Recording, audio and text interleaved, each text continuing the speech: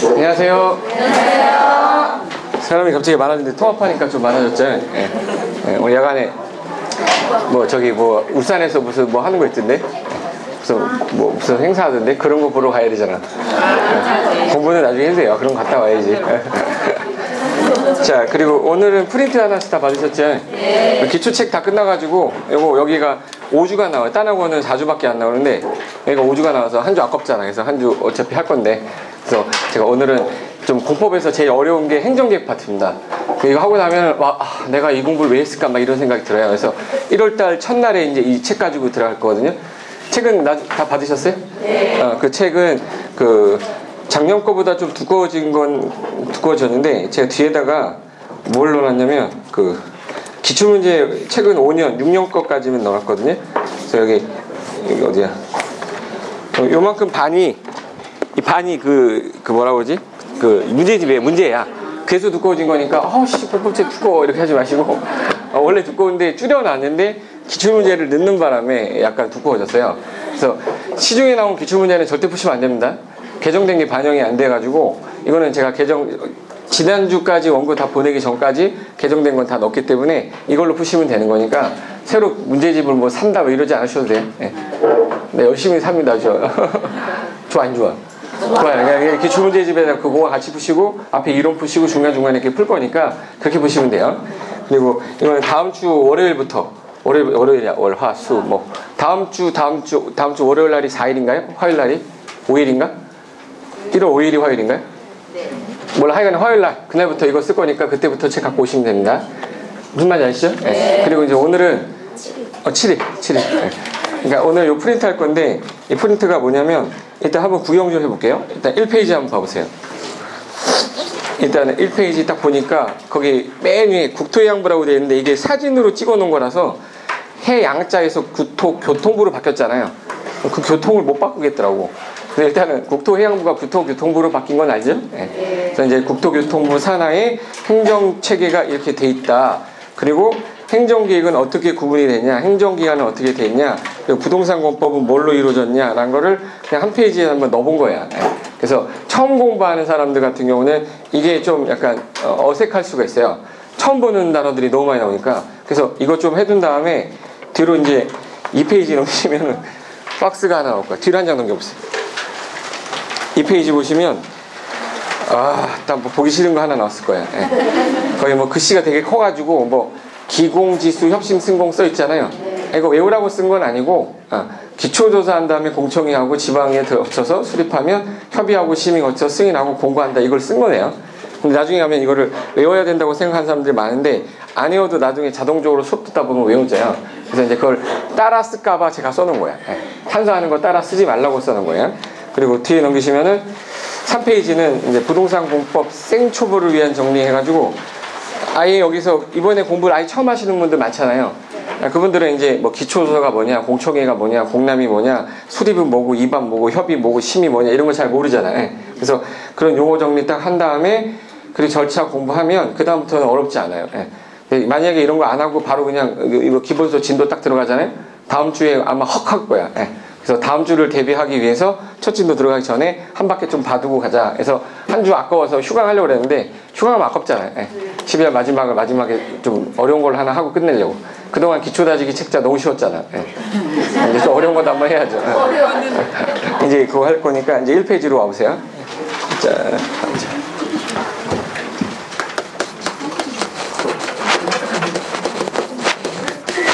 자, 우리가 배우는 법이 이제 부동산 공법입니다. 부동산 공법은 일단 공법이라는 건 사법하고 반대말이었잖아. 우리 첫날 기초다지기 첫날 할 때 제가 공법하고 사법의 반대말 썼었어요. 사법은 개인하고 개인 간의 관계 규라는 건데 공법은 국가가 누구를 규제하는 거죠? 국민을 일방적으로 규제하는 거야. 그러니까 국가가 국민을 규제를 하는 대신에 국가는 국민의 기본권을 보장을 해주겠다. 그러기 위해서는 공적인 목적에 의해서 규제하겠다. 공적 목적으로 규제하는 거니까 얘가 만약에 이 공법이라는 걸 어기면 그에 따른 뭐를 받겠네? 벌칙을 받겠죠? 벌칙을 주고 강력하게 국민은 저 국가가 만든 법에 따라서 내가 어떤 행위를 하더라도 법규를 위반하는 행위를 하면 안 된다. 그게 공법인데 앞에 무슨 글자 붙었죠 이거? 부동산. 공법이라는 게 1300여 개 있는데 1300여 개를 우리가 다 배울 수는 없잖아. 1300여 개 중에서 부동산 관련된 것만 배우면 되는 거죠. 그중에 한 10%가 부동산 공법이래요. 10%면 몇 개네? 130여 개의 법률이 아마 우리가 앞으로 여러분이 부동산 중개사로서 이제 알아야 될 법률이 한 130여 개가 있다. 그 중에 최소한 공인중개사 시험범위상 몇 개 정도는 아셔야 돼요. 그래서 몇 개 정도로 6개. 옛날에는 9개였는데 6개로 줄인 거죠. 그래서 6개 중에서 부동산이라는 거는 토지하고 뭐를 대상으로 하는 거야? 토지 및 그 정착물. 대표적인 게 뭐죠? 건축물이야. 그래서 토지를 규제하는 법률이 있을 거고 건축물을 규제하는 법률이 있을 건데 토지 관련된 법률 규정을 4개를 우리가 공부하는 거고요. 건축물 관련된 규정은 몇 개? 2개. 그래서 몇 개를 공부하는 거야? 6개. 그러면 전국 토지를 대상으로 하는 법률이 있고 특정 지역을 규제하는 법률이 있을 거 아니에요. 그죠? 그러면 전국을 대상으로 하는 법률을 하나 만들었죠. 그게 전국의 토지, 국토의 계획 및 이용에 관한 법률이야. 또 아는 거 있다고 또 하네. 또 봤다 이거죠. 국토의 계획 및 이용에 관한 법률. 얘는 일단 뭐를 규제한다는 뜻이에요. 딱 단어에 써 있는데. 국토. 얘는 일반적으로 전국의 국토를 규제하겠다는 뜻이야. 그리고 국토를 앞으로 전국 토지를 이렇게 나눠놓고서 전국 땅에서 앞으로 니네들이 개발을 할 때는 뭐를 반드시 짜서 그리고 나서 이용을 해라 이렇게 된 거죠. 그러면 국토를 개발할 때는 먼저 앞에다가 계획을 썼으니까 선 계획을 짠 다음에 후에 이용을 해라. 이용하는 게 2가지인데 개발하는 것도 이용하는 거죠. 보존하는 거는 이용하는 거야, 이용 안 하는 거야? 이용하는 거야. 이용 안 하는 건 방치라고 그랬어요. 그러면 개발도 하시고 보존도 하시되 네 맛대로 하지 말고 이 앞에 있는 계획에 맞춰서만 해라. 만약에 이 법률을 위반하게 되면 뭐를 때리겠네? 벌칙 때리겠죠. 그래서 이 법률로서 규제를 하겠다. 만약에 허가를 안 받고 개발 행위를 했다거나 허가를 안 받고 예를 들어서 어떤 이용을 했다 그러면 3년 이하의 징역 또는 3천만 이하의 벌금을 때리겠다. 이런 것들을 앞으로 모든 전국 토지에 대해서는 다 짜놨대. 그리고 나서 특정 지역 여기를 개발하겠대요. 특정 지역 여기를 개발하겠대.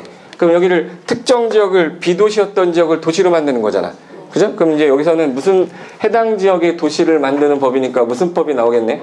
도시개발법이 나오겠지. 그럼 얘는 개발에 관한 거예요? 보존에 관한 거예요? 개발. 근데 이미 도시화되어 있던 지역이었는데 그 중에 노후불량 건축물들이 밀집한 지역이 나타날 수가 있어요. 그럼 노후불량 건축물이 밀집한 이 지역 같은 경우는 개발이 됐던 지역을 다시 개발하는 거죠. 그럼 얘 같은 경우는 주거, 상업, 공업 지역을 대상으로 정비하겠다. 그럼 여기 정비를 위한 법이 하나 있어야겠다. 그래서 도시 및 주거 환경 정비법이라고 나온 거야. 도시 및 주거 환경 정비법. 그래서 요게 이제 토지 개발에 관련된 기본 원리 법이 이제 3가지인데 저거 말고 여기는 이제 택지로 다 조성을 하는 거잖아. 그죠? 그 중에는 산도 있고 뭐도 있죠? 논도 있잖아. 강도 있어. 강도 있는데 산들, 논, 강 다 있어. 근데 산도 있고 논도 있는데 농지 있죠. 농지. 농지만 따로 규제하는 법을 뭐라고 그러죠? 농지법. 농지법 있어. 근데 산도 규제하는 법이 여러 개 법이 있어요.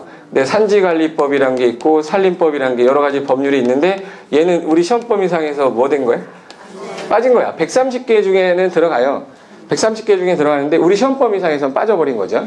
그리고 택지개발촉진법이라는 법도 있어요. 택지개발촉진법이란 건 이것도 도시 만드는 건데 도시개발법은 우리 시험법에 있는데 택지개발촉진법은 우리 법이 시험법에 안 들어있는 것뿐이에요. 법이 없는 게 아니라 요 130여 개 중에 하나인데 시험법에 안 들어있다는 뜻인 거야. 그럼 이제 이게 전부 다 뭐에 관련된 거냐면 토지 관련된 거죠. 토지 관련된 거 몇 개? 4개. 그럼 이제 토지를 싹 밀었어. 싹 민 다음에 여기다가 건물 짓겠지 개발할 땅에다가 뭐 건물 지려면은 건물 지어야 되니까 그냥 지어야 돼요? 건축 허가 받아야 돼? 그럼 건축 절차에 관한 규제법을 하나 배워야 되니까 무슨 법? 건축법. 그러니까 일반 건축물에 관한 법률이 건축법인데 그냥 만약에 내가 건물 뭐 4층짜리 하나 짓겠다. 그러면 어느 법 가가지고 건축법 가가지고 규제를 받는 건데 만약에 주택을 짓는데 20개 이상을 짓는데 여기다가 도시개발해가지고 택지 조성해가지고 여기다 아파트를 막 500세대, 1000세대 짓겠대. 근데 주택을 20개 이상 지면 법률이 바뀐다고 그랬죠. 한꺼번에 20개 이상 지면 이거는 주택법에서 규제합니다. 그럼 얘는 대규모로 주택을 건설하는 거니까 무슨 법에서? 주택법에서. 그럼 건물하고 주택 관련된 법률 2가지니까 요거 건물 관련된 법 몇 가지? 두 가지. 그럼 이제 요 6가지 법률 자체가 이제 부동산 공법에 시험법이 6가지 들어있는데 그중에 제일 중요한 법이 무슨 법이에요? 국토행임이 이관한 법이야. 근데 이 법을 공부하려면 제일 먼저 뭘 공부해야 돼? 그러니까 이 계획이 제대로 안 됐으면 뒤에서 개발보전이 왜 나왔는지 이해가 안 돼요. 무슨 말인지 알죠?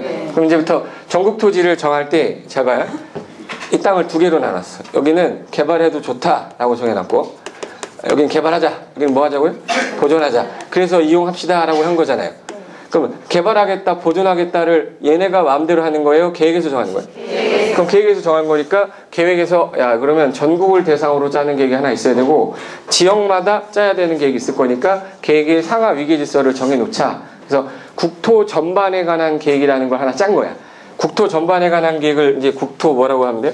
종합계획이라고 그래. 국토 무슨 계획이요? 종합계획. 국토 종합계획이라는 걸 하나 짜고 이건 국토 밑에 전국을 도시로 나눴어요. 여기는 무슨 서울특별시는 도시예요? 도시 아니에요? 도시야. 인천광역시, 울산광역시, 부산광역시 다 뭐죠? 도시야. 그럼 도시마다 계획을 짜는데 2개의 도시를 연기할 수도 있고 3개를 할 수도 있고 4개 할 수도 있잖아요. 그럼 이제 그 2개 이상이란 말 쓸 때 썼던 표현이 뭐였지? 광역. 그러면 광역적인 정비체계 하기 위해서 2개 이상의 어디를 대상으로 도시를 대상으로 짜는 계획을 하나 짜겠다 해서 광역도시계획이 나온 거고 그리고 한 개의 도시마다 도시에 대해서 계획을 짜는 방향계획도 있어야 돼요. 그러니까 하나의 도시의 기본 방향 잡는 계획에서 도시 뭐라고 그래? 기본계획. 도시 기본계획이나 도시 기본계획. 그리고 이제 얘가 2개가 방향 줬으면 이제 집행화 기한계획도 하나 나와야 되잖아. 얘가 2개 도시에 연결하기 위해서 도로를 설치했으면 좋겠다라고 그랬으면 도로를 직접 설치하는 구체적 계획이 나와야 되잖아요. 직접 관리하는 계획이 나와야 되니까 도시 안에서 짜는 무슨 계획이라고 그래요? 도시관리계획이라고 그래요. 그럼 이제 도시관리계획이 나온 다음에 요 도시관리계획에서 어떤 내용을 할 거냐면 구체적인 게 나와야 돼요? 추상적인 게 나와야 돼? 구체적인 게 나와야지. 이제부터 여기는 개발할 땅이다, 보존할 땅이다를 여기서 방향 줬으니까 딱 정해야 돼. 그래서 아까 여기는 개발 용도다, 보존 용도다 해서 용도 뭐를 정한 거예요? 지역을 정한 거야. 그럼 용도 지역이라는 걸 어디서 정하라는 얘기야? 도시관리계획에서 여기는 도시지역, 여기는 보존할 뭐 농림지역, 여기는 자연환경부 여기 정해놓겠대요. 그걸 저기 위에 있는 국토종합계획에서 짜는 게 아니라 그 전국에 있는 모든 땅을 종합계획에서 못 짜잖아. 그럼 도시마다 니네들이 알아서 짜라 해서 도시한테 다 위임을 해준 거야. 그럼 여기 도시관리계획 내용이 몇 가지였었지? 크게 몇 가지? 도시관리 내용 용, 개? 이럴 거예요? 지금 2달이 다 되는데 용, 개, 기, 도, 지 5가지는 달달 하랬잖아. 요 용이 뭐야? 용도, 지역, 용도, 지구, 지정 변경하는 거랑 개발제한구역, 시가화조정구역, 수산자원보구역, 도시환경구역 이걸 용도구역 그랬어요. 용도구역. 그리고 이제 용도지역 지구구역 정해놓고 난 다음에 그러면 이제 제일 먼저 용도지역 정했으면 어디를 개발하겠다 정해야 될 거 아니에요. 근데 일단 이 계획 내용을 하기 전에 이거부터 할게요. 지금 현재 끝날 때 다 뭐로 끝났어요? 계획이야. 근데 앞에 단어 중에 뭐라는 단어인지 봐봐요. 종합이라는 단어 있죠. 여기 광역이라는 단어 있어요. 여기 기본이라는 단어 있죠. 요 3가지 지금 밑줄 친 3가지가 뜻이 종합적으로 짠다라는 얘기는 구체적으로 짠다는 얘기예요. 아주 추상적으로 짠다는 얘기예요. 그리고 광역이라는 거 2개 이상이죠. 넓게 짠다는 거잖아. 그럼 이제 요 3 단어 한번 써볼게요. 여기다 광역, 기본, 종합. 앞으로 계획을 짤 때 행정기관에서 이 표현을 딱 쓸 때에는 느낌이 좀 와야 돼 나한테. 그래서 광역이라는 걸 넓게 짠다요? 좁게 짠다는 얘기예요? 넓게 잡는다는 얘기는 방향 잡는다는 얘기예요? 구체적 짠다는 얘기예요? 그럼 얘는 방향 잡는 성격을 가진 계획들이야. 기본적인 거 짜는 거랑 상세하게 짜는 거랑 어느 게 방향 잡는 거야? 기본적인 거야. 종합적으로 짜는 거랑 세부적으로 짜는 거 중에 어느 게 방향 잡는 거야? 그럼 얘 3가지는 전부 다 뜻이 뭐 제시하는 거야? 방향 제시하는 거니까 구체적인 내용은 없다는 뜻이에요. 그러니까 예를 들어서 구체적이냐 추상적이냐 그럼 뭐라고 하면 돼? 추상적 계획이다 라고 생각하시면 돼. 그럼 추상적이니까 이 계획이 짜졌을 때 국민에게 직접적인 구성력이 들어갈까요? 안 들어갈까요? 안 들어가. 야 너 이거 해라 너 저거 해라 이런 말이 없고요. 여기는 산업 클러스터를 만들어야겠다. 산업단지 울산하면 산업이잖아. 그럼 여기는 산업 클러스터를 만들었으면 좋겠다라는 거는 여기 한 개의 도시에서 이루어지는 거죠. 울산 광역시 무슨 계획이 기본, 도시기본계획에다가 클러스터를 어디다가 조성하겠다라는 방향을 잡아놓고 하겠다라는 거는 밑에 있는 구체적 계획에서 나와야죠. 그러니까 얘는 방향만 제시하는 거니까 이거 일반적으로 국민에게 직접적으로 뭐뭐 해라 이런 말 없겠죠. 그럼 국민에게 구속력이 들어가 안 들어가? 아, 이걸 다른 말로 비구속적 계획이다 이런 말 써요. 아, 딱 어려운 거 나오기 시작합니다. 비구속적 뭐라고요? 예. 그럼 이제 이 단어가 안 들어간 거 있을 거 아니에요. 이 단어가 안 들어간 계획들은 이제부터 광역이란 말도 찾아보니까 없고 기본이란 말도 없고 종합이란 말도 없어. 그럼 이제부터는 전부 다 나랑 관련 있는 계획으로 빼버려야 돼. 안 그러면 이거 계획이 한 50가지가 넘게 나오거든요. 그 50가지 나올 때마다 성격을 외울 수가 없단 말이야. 그러니까 일단 세 단어만 연습 좀 할게요. 따라요. 광역, 기본, 종합. 넓게 좁게. 넓게 아주 기본적인 추상적 방향 잡는 계획입니다. 나랑 관련이 있다 없다? 없다. 근데 이 글자 안 들어가는 계획들 있잖아요. 예를 들어 도시관리계획 그러면은 들어가 있어 안 들어가 있어? 안 들어가 있잖아. 그럼 안 들어가 있으니까 얘네들은 구체적 계획이겠네, 그죠? 이제 방향을 줬기 때문에 방향에 맞춰서 직접적으로 뭐예요? 구체적으로 뭐뭐 해라, 뭐뭐 하지 마라 이런 걸 정하는 거야. 그러니까 얘는 구체적인 거야, 아주 세부적인 계획이야. 세부적 계획. 세부적 계획이니까 이 계획이 짜졌을 때 야, 너 이거 하면 안 돼. 네 토지, 너 네 마음대로 그거 이용하면 안 된다. 거기서 건물 질 때는 4층 이하까지 지어라. 이쪽에서 질 때는 건폐 50%까지만 지어라. 다 규제를 해버려요. 그러니까 이건 일정한 국민에게 구속력이 들어가는 계획이겠네. 그래서 이걸 국민에게 구속력이 있어서 구속적 계획이다 이런 표현 씁니다. 제가 지금 쓴 단어는 별거 없어요. 그냥 광역 기본 종합이란 말 들어가면 나랑 관련이 있다 없다? 없다. 비구속적 계획이다. 근데 광역 종합 기본이 없어. 그럼 뭐 일단 나랑 관련이 있다. 무슨 계획이에요? 구속적 계획이야. 그걸 일단 구분해놓고 나서 공부를 해야 돼요. 그게 안 되면 나중에 와서 아 내가 뭐 하는 거지 막 이렇게 돼. 그리고 하나 더 할게요. 그럼 이제 성격이 비구속적 계획하고 지금 제가 하는 거 있죠? 구속적 계획. 혹시 대학교 법대 들어가면 제일 먼저 배우는 게 민법 배우거든요. 제일 먼저 배우는 게 민법이고 3학년 때 이제 행정법 나와요. 그러니까 행정법이 이거거든요. 졸업할 때쯤 배우는 거야. 그러니까 1학년 때 행정법을 먼저 안 배우는 이유가 어렵다는 얘기죠.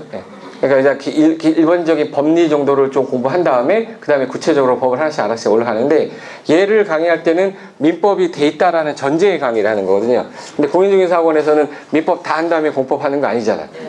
민법 하면서 공법 같이 하니까 1, 2월 달에 진도 나갈 때는 못 알아듣는 게 좀 있을 거거든요. 근데 4월 달, 5월 달 가잖아요. 나도 모르게 그냥 이해가 되는 것들이 막 나올 거야. 그러니까 얘는 시간이 지나면 이해되는 게 되게 많아지고 처음에는 이해가 안 되는데 한 5월, 6월 달 문제풀이 정도 들어갈 때쯤 되면 내가 옛날에 몰랐던 건데 그냥 읽으면 그냥 이해가 되는 것들이 있을 거예요. 그건 어쩔 수 없어요. 자기의 그 기본 베이스가 약간 없었던 게 베이스가 채워지면서 그냥 다 채운 거야. 무슨 말인지 알겠죠? 그러니까 처음에 아마 모의고사를 보면 아마 점수 제일 안 나오는 거 하면 공법이 안 나올 거야. 한 7월 달 정도까지는 거의 안 나와요. 근데 한 7, 8월 달 문제풀이 좀 하면서는 점수가 좀 올라갈 거예요. 그러니까 민법이 만약에 점수가 올라가는 게 민법 점수 올라가는 게 만약에 3월 달부터 모의고사 본다고 하잖아요. 3, 4, 5, 6, 7, 8, 9, 10월 달에 가면 모의고사 보면 얘는 점수가 어떻게 되냐면 이렇게 올라가요. 개론은 어떻게 올라가냐면 대부분의 대사두가 이래요. 제가 공인중개사 자격증 있을 것 같아요? 없을 것 같아요? 있지, 당연히 있지. 왜 없어요? 없으면 강의를 어떻게 합니까? 쪽팔리게. 근데 없는 분도 많아요, 선생님 중에. 저는 학생들 가르치다가 같이 가서 시험 봐서 저는 딴 거고. 봐봐요. 개론 점수는요, 처음에 얘랑 비슷해요. 점수가 얘보다 아마 높을 거야. 얘가 여기서 시작하면 얘는 여기서 시작해요. 이렇게 돼요. 얘는 어느 때는 막 올라갔다 내렸다 처음 점수랑 끝에 점수랑 거의 비슷해. 그러니까 해도 안 올라가고 안 하면 오히려 이성 올라가고 막 그럴 때도 있어요. 시험 출제하는 사람이 방향에 따라 달라서 그래. 개론은 학문이잖아. 딱 떨어지는 게 아니다 보니까 내가 많이 공부한 학문 분야는 되게 잘 나오다가 갑자기 투자론이 확 나와버렸어. 계산 문제가 확 떨어져 버립니다. 그러니까 이게 개론은 원래 특징이 그래요. 근데 민법 개론은 그렇고 공법은 처음부터 여기서부터 시작합니다. 여기서 올라가요. 거의 7, 8월 달에 문제풀이 끝나야 이때 점수 올라가요. 그러니까 처음부터 점수가 막 어떤 점수는 막 민법 6점 나왔고 개론 막 6점 나왔는데 공법 25점 나오자 실망할 필요 없습니다. 25점 나올 수밖에 없는 상황인 거예요. 여러 번 보진 못했고 많은 양을 봐야 되다 보니까. 그러니까 처음에 공법은 점수가 좀 안 나오더라도 약간 참고 쭉 가요. 근데 보통 여기 5, 6월달 가면은 에이씨 이 차 포기 이렇게 해버리거든요. 좀 있으면 나올 때 되는데 여기서 포기하니까 아깝다는 얘기예요. 제 얘기는. 처음 공부하는 사람들이 대부분 2년 공부하신 분들은 아 이제 좀 여기서 시작 안 하고 여기서부터 좀 시작을 하다 보니까 빨리 올라가겠지. 근데 처음 공부하는 사람들은 이렇게 올라오려면 시간이 한참 걸리거든요. 그러니까 이번에 처음 공부하시는 분들은 이분들하고 비교를 하면 안 돼요. 처음 시작하는 사람들하고 비교를 해서 내가 아직까지 점수가 안 나오니까 이렇게 비교를 해야지. 갑자기 제가 왔는데 모의고사 봤는데 70점 나왔어. 근데 처음 했대. 처음 안 했어요. 분명히 어디서 하고 왔어. 점수가 나오는데 어떻게 하고 왔겠지. 그러니까 그런 거에 넘어가시면 절대 안 돼. 나머지 과목은 뭐 그냥 다 보통 하면 올라가니까 세 가지 과목의 특징이 그렇습니다. 얘는 민법이다 보니까 꾸준하게 본만큼 올라가니까 공법은 처음부터 다 점수가 나온다고 생각하지 마시고만.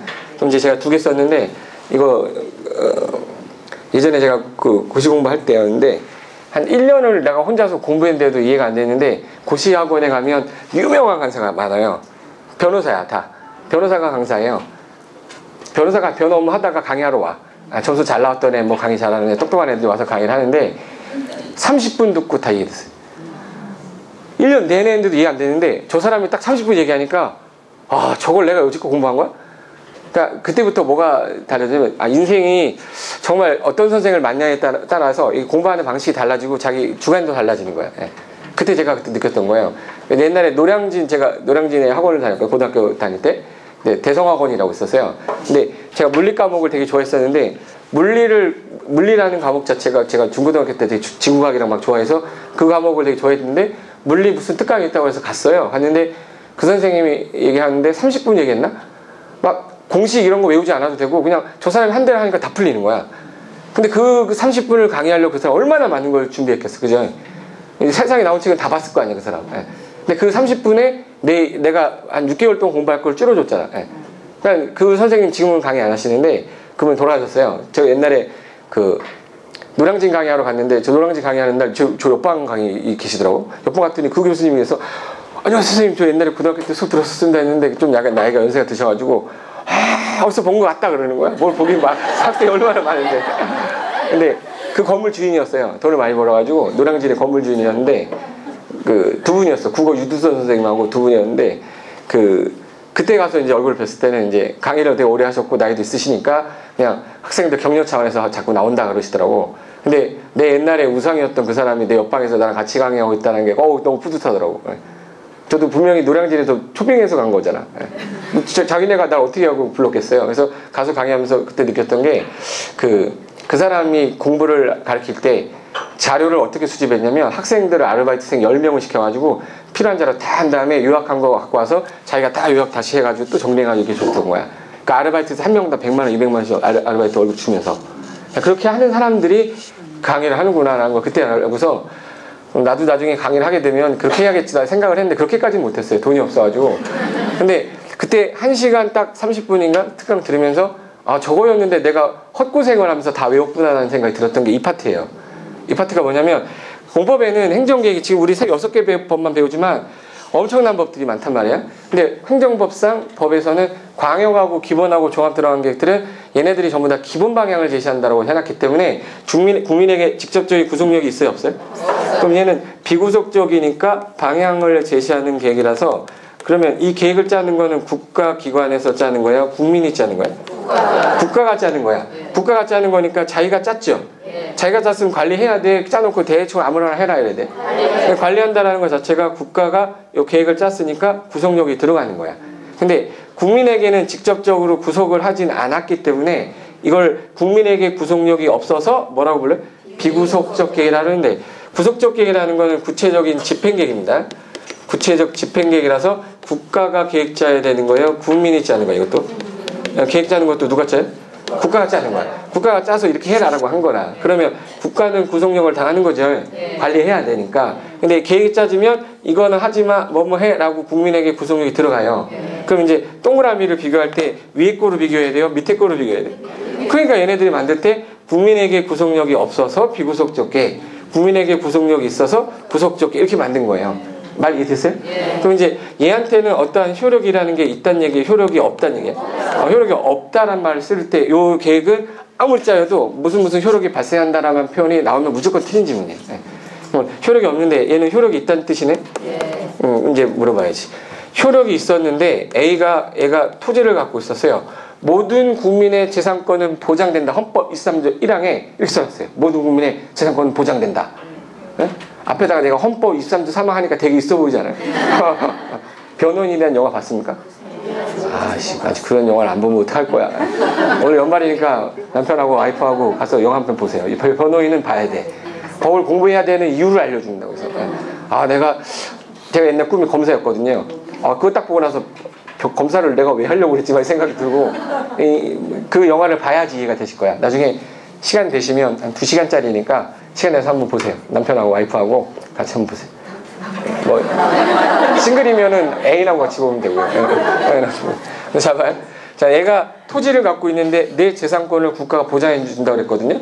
근데 국민에게 이 계획으로 구속을 했을 때 나는 이 토지에서 어떠한 행위로 건물을 지으려고 했는데 국가가 짓지 말라고 그랬어요. 짓지 말라고 그랬을 때 그 제안을 받았을 때 그게 정당한 거라면, 공공 목적에 의한 정당한 거라면 받아들이면 되는데, 나 혼자, 다른 사람은 안 그런데 나 혼자만 특수하게 받았어요. 처분에. 그럼 처분에 대해 이의가 있으면 이의 제기할 수 있어야 될 거 아니에요. 그럼 얘네들한테는 권리를 하나 줘야 된다. 이제 처분을 받은 후에요, 받기 전이에요. 받은 효력에 대해서 이의가 있을 때 하는 건 사후적 권리구제라고 그래요. 사후의 권리를 구제해 주겠다. 그러면 이의 신청이라든지 아니면 행정쟁송을 제기해서 권리를 찾아라. 그래서 행정기관하고 다투는 거예요? 나하고 다투는 거야? 행정기관하고 다투는 거야. 쟁송하는 거죠. 그걸 행정쟁송을 제기할 수 있다, 이런 말 쓰는 거예요. 그러니까 이의신청이라든지, 이의신청한 사람하고 대화 안 되면 윗사람한테 하는 걸 행정심판이라고 그래요. 걔랑도 대화 안 되면 그 제3입법기관에다가 소송 제기하는 걸 3심제로 해놨어요. 이의신청, 행정심판, 행정소송. 근데 이거를 제기할 수 있는데, 얘 봐요. 나한테 효력이 있었어, 없었어요? 나한테 뭐라고 한 적도 없는데 내가 저 계획을 취소해달라고 할 수는 없잖아. 그럼 얘는 행정쟁송이고 뭐고 제기할 수가 없다. 행정쟁송의 대상이 되지 않는다, 이런 말 쓰는 거예요. 그럼 이 두 개의 차이점은 알겠죠? 근데 시험장에서는 이런 거 싹 빼고, 그냥 싹 빼고 그냥 물어봐요. 근데 한번 힌트 하나 줄 테니까 봐봐요. 나 한번 해볼게. 이해 한번 해볼까? 자, 광역도시계획은요, 행정쟁송의 대상이 되는 계획이다. 응? 들었죠? 이거 외워서 하는 게 아니라 광역도시계획은 방향 잡는 거잖아. 방향 잡는 거니까 나랑 관련이 비구속적 계획이네. 나한테 뭐라고 한 적이 없는데 행정쟁송 제기할 수가 당연한 거잖아. 그걸 외우고 앉아있으니까 내가 공부를 이상하게 많이 하게 되는 거야. 그러니까 이거 보자마자 비구속이구나, 행정쟁송 제기 안 된다, 이렇게 하면 돼. 제 말 이해됐어요? 그럼 도시관리계획에 대해서 처분에 이의가 있으면 행정쟁송 제기할 수 있다. 그렇겠지? 광역 종합 기본 없잖아요. 그럼 구속력 있는 계획이네? 효력 있다는 얘기죠? 효력에 대해 이의가 있으면 행정쟁송 제기할 수가 있다. 이거 시험 문제로 내는 거예요. 시험 지문에 2번 지문 이렇게 놨어요. 도시기본계획은 일반 국민의 구속력이 있는 계획으로 행정쟁송을 제기할 수 있는 계획이다. 도시기본계획은 일반 국민에게 구속력이 있는 계획으로 행정쟁송의 대상이 된다. 택도 없는 소리 하는 거잖아, 이거. 비구속적 계획이잖아요. 방향 잡는 건데 어떻게 나한테 행정쟁송을 제기해? 말이 안 되는 소리 하는 거야. 근데 이게 말이 안 된다는 거 아는 사람은 저거 아니까 아는 거죠. 저거 모르는 사람은 외우고 있어요, 이제. 방향, 구속력이 행정쟁송이 안 돼, 행정쟁송이 안 돼. 그러다가 이제 이틀 뒤에 물어보면은, 깜빡하면 어떡해. 이해가 안 된 상태에서 외워서 그런 거야. 무슨 단어가 나올 때마다 외울 수는 없잖아요. 그러니까 이걸 하기 위해서는 요거를 한번 해야 되는 거야. 그러니까 일단 요거까지는 알 거예요. 그럼 하나 해볼까? 비구속적 계획을 짤 때에는요, 법에서 뭐라고 했냐면 계획을 짠다 해서 수립한다, 이런 표현 써요. 수립한다, 이런 표현 쓰고, 얘는 구속적 계획은 수립한다는 말을 안 쓰고 입안한다, 이런 말 써요. 같은 단어 쓰면 좋은데 따로따로 쓰는 이유가 성격이 다르잖아. 성격이 다른데 절차를 똑같이 하되 단어를 구분해 줘야 될 거 아닙니까? 그래서 계획을 짠다, 그 수립하는 사람을 뭐라고 부르면 되겠네? 수립권자. 그래서 여기다가 이렇게 해서 계획안을 짰어. 이렇게. 계획을 짰어. 그럼 수립하고 나서 얘가 수립한 게 맞는지 안 맞는지는 윗사람한테 물어봐야 되잖아요. 그럼 윗사람한테 승인 얻는다, 이런 말씀입니다. 윗사람한테 뭐든? 승인. 그럼 얘가 윗사람한테 가서 뭐 신청해? 승인 신청하는 거야. 그럼 얘가 이 계획안이 제대로 짜졌는지 확인하겠죠. 확인한 다음에 도장을 딱 찍으면 승인이 되는 거야. 근데 여기서 수립권자보다는 높은 사람이겠네? 그래서 승인 신청이라는 건 하급 행정기관이 상급 행정기관한테 할 때 쓰는 표현이 승인 신청이에요. 근데 여기는 입안이란 말 썼죠? 입안이라는 거는 계획을 짠다는 뜻이죠. 얘도 계획을 짠 거야. 수립한다, 세웠다, 입안한다, 세웠다. 계획을 입안했다, 계획을 수립했다는 뜻이에요. 그리고 수립하고 나서 승인한 건데 얘는 입안한 내용대로 할게요 라고 물어봐야 되니까 윗사람한테 이대로 해도 괜찮을지 결정해 주세요 라고 신청해요. 무슨 신청해? 결정. 단어가 바뀌었어요. 결정해 달라고 신청하면 이 사람이 여러 가지 검토한 다음에 그 다음에 이 사람이 도장 찍을 거야. 도장 찍는 건 똑같죠. 도장 찍은 건 똑같은데 뭐가 다르냐면 승인이란 단어랑 결정이란 단어가 약간 달라요. 일단 도장 찍었다 같아요. 근데 승인했다란 단어랑 결정했다는 단어랑 어느 게 어감이 좀 더 세죠? 자, 나 따라해봐. 승인해봐. 오른손 들어봐요. 안 들으면 괜찮아, 안 들으면 괜찮아. 평생 그러고 살아. 자, 승인, 결정. 어느 게 훨씬 센 거야? 결정이란 말이 효과가 있다라는 때 쓰는 거거든. 그럼 얘는 효과가 있다는 얘기는 효력이 있단 말이죠. 효력이 있을 때 쓰는 표현이 이 결정이야. 근데 승인은 승인하고 넘어갔다라는 거랑 승인이 효력이 있다 없다? 없다 쓰는 거야. 그래서 이 단어랑 얘랑 맞춰야 되잖아요. 이거 섞어 써버리면 틀린 말이 되는 거야. 제 말 이해됐어요? 승인하고 방향 잡았다라는 뜻이고요. 결정됐으니까 집행하겠다 이런 뜻이야. 근데 승인한 거는 누구만 하겠네? 이 사람만 알죠? 그럼 얘 모르잖아. 우리들도 모르죠. 불특정 대다수가 다 알아야 될 거 아닙니까? 그러니까 알려줘야 되니까 승인한 내용을 공고해서 불특정 대다수에게 알린다를 공고한다고 그래요. 그리고 결정된 거 우리가 모르잖아요. 야, 나한테 뭐뭐 하지 말라고 하니까 지들만 알면 안 되잖아요. 그럼 결정된 거 우리한테 알려줘야죠. 근데 효력이 없을 때 쓰는 거는 공고야. 효력이 있을 때는 효력이 깨지기 전까지, 개정되기 전까지는 계속 유지되는 걸 고시한다. 뭐 한다고요? 그래서 결정 공고란 말 써야 돼? 결정 고시란 말 써야 돼? 결정 고시란 말 써요. 여기까지는 알겠죠? 일단 수립해서 승인하는 단어든 입안에서 결정하라는 절차 똑같은 건데 수립이라는 거를 해가지고 승인할 때는 방향을 잡을 때, 집행을 할 때 방향 잡을 때 집행하는 건 입안에서 뭐 하는 거야? 결정하는 거야. 같은 단어인데 따로따로 쓰겠다 이런 뜻이에요. 그럼 내가 한번 써볼까? 한번 해보자. 여기 국토종합계획은 시험 범위상에 안 들어가 있기 때문에 얘는 따로 공부 안 합니다. 얘는 국토기본법에 있어요. 우리 시험 범위에 들어있어 안 들어있어? 안 들어있잖아. 그러니까 얘는 공부 안 하고요. 가장 상위 계획이다 정도만 아시면 되는 거야. 근데 밑에 광역도시계획은 일단 뭐 보였어요? 광역이라는 단어 보였죠? 그 얘는 계획 자체가 방향 잡는 거잖아. 비구속이에요, 구속이에요? 그래서 비구속적 계획은 수립해서 승인 절차. 그럼 얘는 계획 수립해서 뭐 하는 절차겠네? 수립해서 승인하는 절차로 됐을 거야. 이걸 외우고 있어야 돼. 당연히 수립 승인이야. 당연히 수립 승인이야. 기본 계획도 방향 잡는 거죠. 그럼 얘도 계획 수립해서 승인하는 거예요. 수립해서 승인한다 이렇게 써있어. 근데 도시관리계획이죠?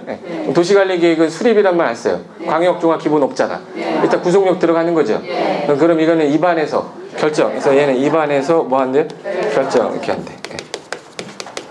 그럼 입안하는 사람이 하는 절차가 있을 거고 결정한 사람이 하는 절차가 있겠네. 그럼 수립하는 사람이 하는 절차가 있을 거고 승인하는 사람이 하는 절차가 있을 거예요. 그럼 이제 얘 수립하는 사람이 누구냐? 승인하는 사람이 누구냐 이거 찾아내면 되고 얘가 하는 일이 뭐냐 얘가 하는 일이 뭐냐 이거만 알면 끝나는 거야. 근데 승인하고 나서는 아까 뭐 한다고 그랬죠? 효력이 없는 거니까 그냥 공고해서 끝내면 되는 거야. 근데 얘는 결정하고 뭐예요? 고시한대. 그럼 얘는 효력이 있겠네.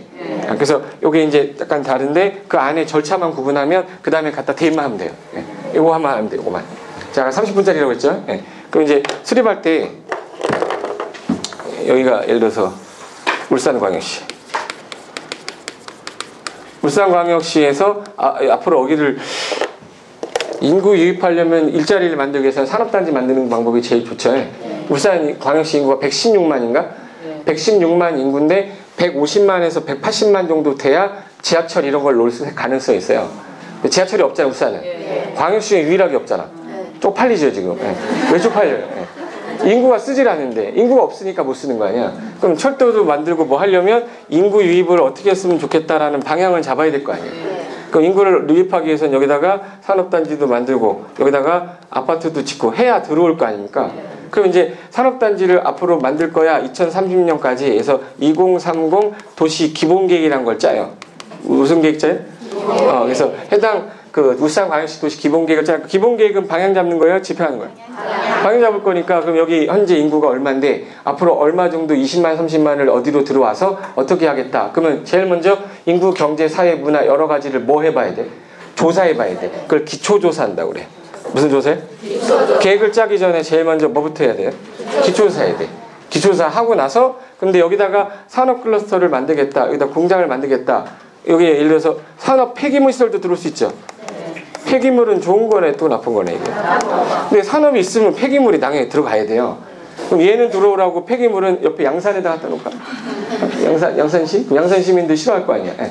그러니까 계획을 짤 때에는 인구, 경제, 사회, 문화 일단 알고 난 다음에 이게 들어왔을 때 사람들이 싫어할 수도 있고 좋아할 수도 있으니까 사전에 의견을 들어봐야 돼요. 사전에 의견을 듣는 걸 주민 뭐라고 그래? 의견 청취라고 그래. 그래서 제일 먼저 해야 되는 게 잘 봐요. 제일 먼저 하는 게 자 수립에서 무슨 절차라고 그랬지 좀 전에? 일반적으로 수립에서 무슨 절차? 승인. 요게 이제 단어로 계획을 짤 때 구속적 계획은 무슨 단어로 바뀌어요? 입안에서 뭐야? 절차. 똑같은 단어입니다. 네. 절차는 같아야 되니까. 그럼 제일 먼저 하는 게 무슨 조사예요? 기초조사. 기초조사. 인구, 경제, 사회, 문화 기초조사 해야 돼? 안 할 수 있어요? 그래서 법에서 강의를 좀 해놨어요. 네. 기초조사를 반드시 한 상태에서 그 다음에 해당 인구가 이 정도 되니까 이거 하겠다 말겠다를 짜야 되는 거 아닙니까? 그죠? 슬슬 어려워지기 시작합니다 지금. 네. 아까 전에 그 눈 초롱초롱한 눈 어디 갔어? 처음 시작할 때 그 초롱초롱한 눈. 그럼 이제 기초조사를 했는데 하나 물어볼게요. 의견을 수렴하고 나서 수립을 해야 되는 게 맞을까? 수립한 다음에 의견을 들어야 될까요? 그 얘는 의견 청취가 먼저야. 뭐가 먼저야? 의견 청취를 먼저 해야 돼. 그래야지 뭘 들어요? 수립을 해. 근데 승인하는 사람한테 신청했어. 결정 신청을 했어. 근데 이 사람이 해당 계획을 잘 알면 좋은데 잘 모를 수 있잖아요. 그리고 이게 결정됐을 때 옆에 있는 시하고 문제 생길 수도 있는 거죠. 폐기물 처리시설 여기다가 그냥 양산 옆에다가 딱 붙여놨어. 그러면 양산시 열받죠. 하필 왜 딱 붙여지냐? 옆으로 좀 띄워라 이럴 거 아니야. 사전에 뭔 해봐야 돼? 협의는 해봐야 돼. 사전에 행정기관장들하고 뭔 해봐야 돼? 협의가 됐는데 이 계획을 짜는 거는 행정기관에서 짜거든요. 그럼 행정기관인 울산광역시장이 도시계획과 나왔어요? 이 사람 정치계획과가 나왔을 거야. 그 사람이 뭘 알아? 모르잖아. 그럼 도시계획 전문가들을 모아놓고 이 계획대로 했을 때 괜찮을지에 대해서 관계 전문가 있을 거 아니에요. 환경 전문가, 기초단지 전문가, 무슨 전문가, 광역 전문가 이 사람들을 모아놓고 심각하게 의논을 한번 해봐야 돼. 그래서 도시계획 전문가들을 모았다 해서 도시계획위원 25명을 뽑아놨어 다. 그래서 25명을 도시계획위원이라고 그래요. 그 사람들이 회의하면 뭐 한다고 그래? 도시계획위원회의를 개최한다고 그래요. 그럼 그들한테 가서 뭘 거치면 돼? 심의. 그럼 이제 협의가 끝나야 뭐를 해보겠네? 심의가 통과되면 도장 찍어도 되겠네요. 그래서 승인하고 나서 뭐 하면 돼? 공고. 결정하고 나면 뭐 하면 돼? 고시. 똑같은 절차, 이 절차야. 근데 의견 청취가 두 개로 나눠지는데 주민을 의견을 들어야 되는데 주민 의견 제시할 때 주민들이 다 오나요? 다 안 오나? 안 와. 아니 116만 중에 많이 와야 20명, 30명이야. 그럼 그 주민 의견 다 들었다고 볼 수 없기 때문에 지자체장 뽑을 때 지방의회 의원을 뽑아놔요. 그러니까 울산광역시장 뽑을 때 울산광역시 의회 의원 뽑아요. 우리가 국회의원 뽑아놨죠. 국가계획을 그 관련된 거 법률 만드는 거 국가가 만드는 거잖아. 지자체 법을 만드는 건 지방의원들이 만들잖아요. 그러니까 그 사람들한테도 의견 들어야 되니까 지방의 의견도 들어야 돼. 그래서 의견 청취가 몇 개로 나눠지는 거야? 두 개로 나눠져. 근데 주민 의견 청취가 또 두 개로 나눠져요. 공청회라는 거랑 공람이라고 나눠져요. 뭐 좀 하려니까 계속 나눠지고 지랄이야. 그죠? 그래서 주민 의견을 듣는 방식이 공청회란 게 있고 공람이란 게 있는데 차이점이 뭐냐?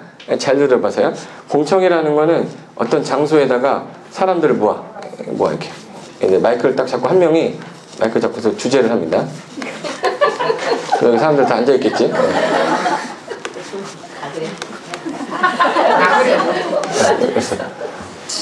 듣기 싫다 이거죠. 제가 얘기하는 거 듣기 싫다. 막 이제 이번에 계획을 짜서 여러분한테 이러이러한 걸로 해서 해당 시를 이렇게 만들 건데 당신들의 계획이 어떻습니까? 라고 한번 들어보는 거예요. 근데 하나가 더 있어. 하나는 어떻게 하냐면 하나는 여기다가 책상에다가 여기 관련 서류 같은 거를 다 게시해요. 이렇게. 게시하고 나서 이 내용 보는 것을 설명을 해줘요. 그리고 벽에다가는 이렇게 해서 벽에다가 도면 같은 거 다 그려놔. 이렇게. 도면 그려놓으면 사람들 여기서 다 이거 봐요. 이거 보고. 그럼 이제 얘하고 둘 다 얘는 얘한테 의견을 직접적으로 들어보는 거죠 지금? 얘네들은 와서 이거 의견서를 다 작성한 걸 보시고 너가 의견 있으면 의견서 작성해서 제출하면 내가 너한테 받아주겠다 안 받겠다 통보하는 거고요. 얘는 얘가 얘기하는 거 마이크를 1분 동안 돌려요. 그래서 1분씩 돌려가면서 말을 할 수 있는 발언 기회를 주고 얘기한 다음에 얘가 타당하면 반영하겠다 이렇게 하는 거야. 그럼 지금 현재 공청회하고 공람 중에 자 A하고 B 중에 어느 게 공청회 같으세요? A 공청회죠. 사람들을 모아놓고 의견 들은 거잖아. 근데 공람이라는 건 공적 장부를 내가 직접 뭐 한 거예요? 열람한 거야. 그럼 이게 공람이야. 됐죠? 네. 그럼 이제 둘 중에 어느 게 주민의 의견을 직접적으로 더 자세하게 들을 수 있을까?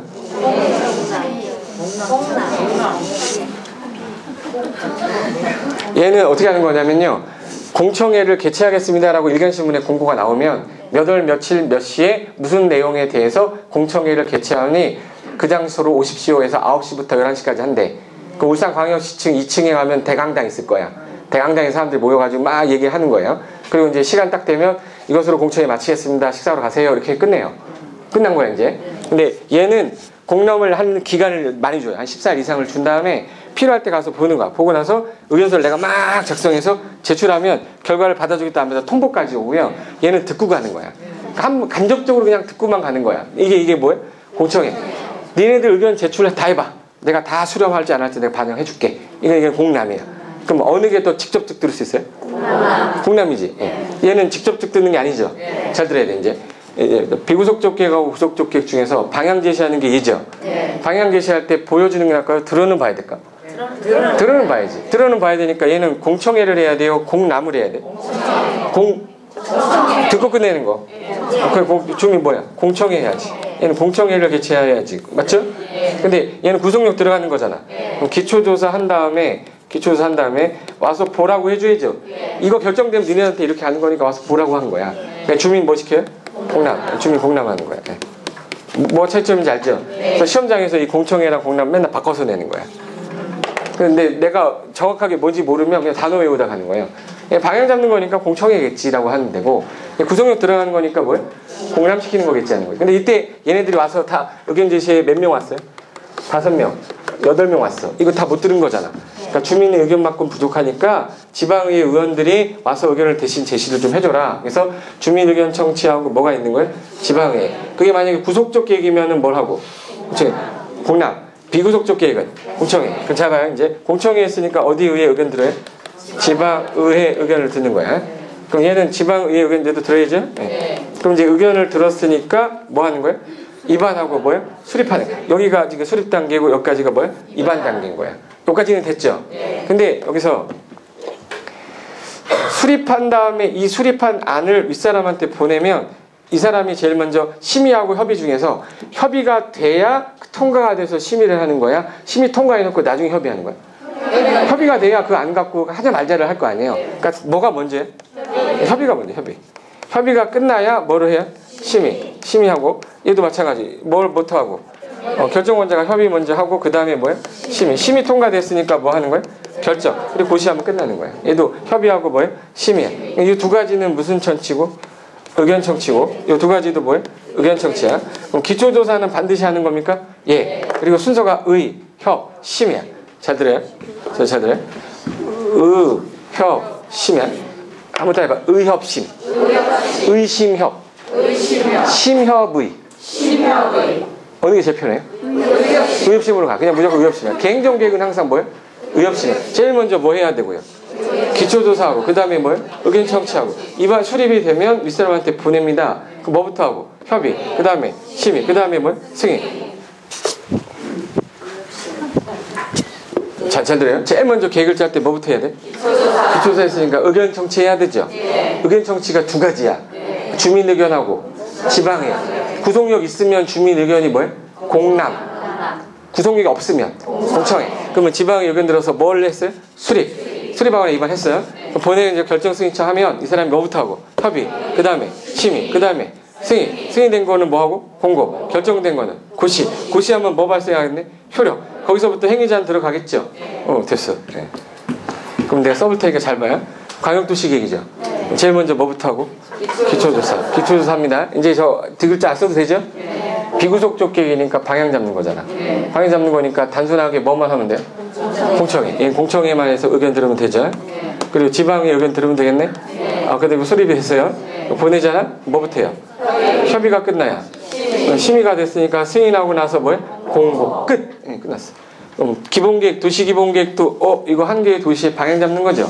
인구경제사회문화 기초조사. 그 다음에 구성력 없잖아요. 공남 공청회. 그리고 지방의 의견 들으면 되겠네. 윗사람한테 보내면 뭐부터 하고? 협의하고 심의해서 승인 끝나고 나면 공고하면 되는 거지. 근데 얘는 광역 기본 종합이란 말 없네요. 그러면은 입안에서 결정할 건데 그 대상 지역 제일 먼저 뭐부터 하고요? 기초조사. 근데 얘는 달라졌어. 구성력 들어가잖아. 와서 봐라라고 해야 되니까 공남. 주민 뭐예요? 공남. 주민 공남 한 다음에 지방의 의견 들어야죠. 그리고 나서 보내면 협의하고 심의 거친 다음에 결정하고 고시.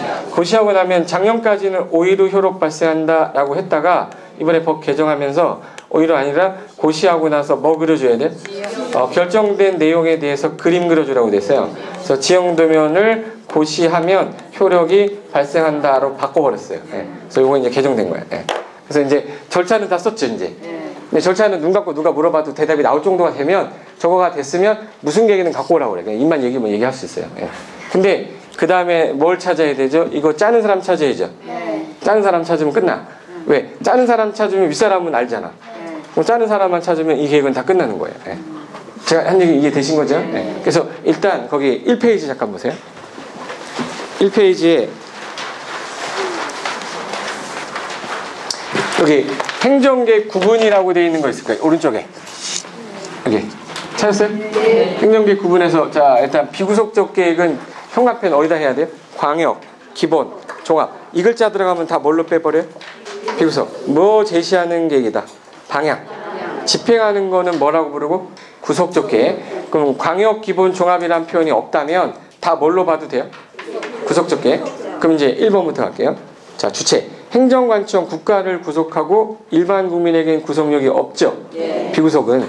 그리고 오른쪽에 구속적 계획은 행정관청이 계획 짰으니까 계획을 당연히 수립을 했으니까 얘는 관리까지 할 의무가 있단 말이에요. 근데 일반 국민에게도 행위 제한이 들어가니까 구속력 있죠. 그래서 이거를 법률에서 지금 얘 비구속하고 구속이라고 썼죠. 서울대 교수님은 이 말을 써도요. 고대 교수님은 똑같은 말 쓰면 그 사람 제자가 되잖아. 그죠? 똑같은 말 쓰면 그러니까 이제 고대 교수님은 하나만 구속했죠. 얘는 둘 다 구속했죠. 그래서 얘는 일면적 계획이다 이런 말 쓰고요. 얘는 둘 다 구속해서 양면적 계획이다 이런 말 써요. 하다 그냥 똑같은 말 쓰지. 하나만 구속이니까 일면적이고 둘 다 구속했으니까 뭐야? 양면적이에요. 밑에 써 있어요. 쓰지 마요. 밑에 써 있어요. 다른 이름이라고 써 있잖아 밑에 2번에. 썼는데 또 써 있네. 짜증나네. 자, 하나 더 있어요. 자, 요거 국가만 구속했죠. 근데 얘는 국가에다가 대외적으로 국민까지 구속했네. 얘는 대내적 구속력을 갖는 계획이다라고 연대 교수님이 얘기하는 거고요. 둘 다 구속했으니까 얘는 얘 뭐야? 대내외적 구속력을 모두 갖는 계획이다 이런 말 쓰는 거야. 결론은 요 두 개 가지고서 구분한 단어들이에요. 맛은 이해됐죠? 이거 구분하면 내가 만들어내는 말이 맞는지 틀린지는 알겠지 뭐. 하나만 구속했으니까 일면, 두 개 구속했으니까 양면. 국가만 구속해서 내부 대내적 구속력, 내부 구속적 계획이라고 그래요. 대내 외적으로 국민에게 구속력 가서 대내 외적 구속력 모두 갖는 계획이다 이런 말 쓰는 거야. 그래서 2번이 다른 이름으로 그렇게 부른다는 얘기고 3번의 성격. 자 여기 봐봐요. 얘는 성격 자체가 구속력이 없잖아. 구속력이 없다는 얘기는 행정 쟁송의 대상이 될 수가 없고 얘는 국가 내부에서만 구속력을 갖는 계획이니까 국가 내부에서 지켜야 될 상하 위계 질서를 규칙이라고 그래요. 공무원은 공무원법에 따라야 될 규칙이 있는 거라. 그래서 얘는 행정 규칙의 성질을 갖는다란 말 그래. 행정 무슨 성질이요? 행정 규칙의 성질을 갖는데 얘는 국민에게 구속력을 직접 했죠. 그래서 행정 처분이라고 그래. 뭐뭐 하지 마라, 뭐뭐 해라 라는 하는 구속력에 들어간 행정 뭐의 성질 가져? 처분. 그래서 거기 밑에 3번은 뭐 시험이 잘 나오진 않는데 그래서 행정규칙의 성질을 갖고 구속적 계획은 행정 처분의 성질을 가지고 일반 국민에게 구속력이 있다. 따라서 행정쟁송 제기가 가능합니까? 예. 절차가 비구속은 수립해서 무슨 절차고요? 승인. 그리고 이 구속적 계획은 입안에서 결정하는 절차입니다. 그 의견 청취가 비구속은 들어보면 되는 거죠. 간접적으로 뭐만 개최하면 돼? 공청회. 구속력 있는 거는 직접 와서 보세요라고 공람시키는 겁니다. 여기까지 됐죠?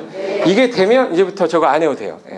저게 돼야 돼. 안 그러면 저거 맨날 나올 때마다 다 외워야 되니까 기공지수 협신순구 막 이렇게 외우면 재미없어요 이거. 제 말 이해되셨죠? 일단 요 개념을 갖고서 이제부터 계획을 봐야 돼요. 그럼 이제 계획을 누가 짜는 건가부터 가야 되거든요. 계획을 누가 짜지? 국가가 짜죠. 국가는 정부는 그럼 정부 조직이 어떻게 되는지 알아야 될 거 아니야. 정부 조직을 알아야 되니까 왼쪽에 위에 국토해양부라고 써 있는 국토교통부 있죠. 거기서부터 봐야 이제 이해가 좀 될 거야. 그래서 잠깐 쉬었다가 커피 한 잔 드시고 여기서부터 이어서 할게요. 알겠죠? 심하십니다.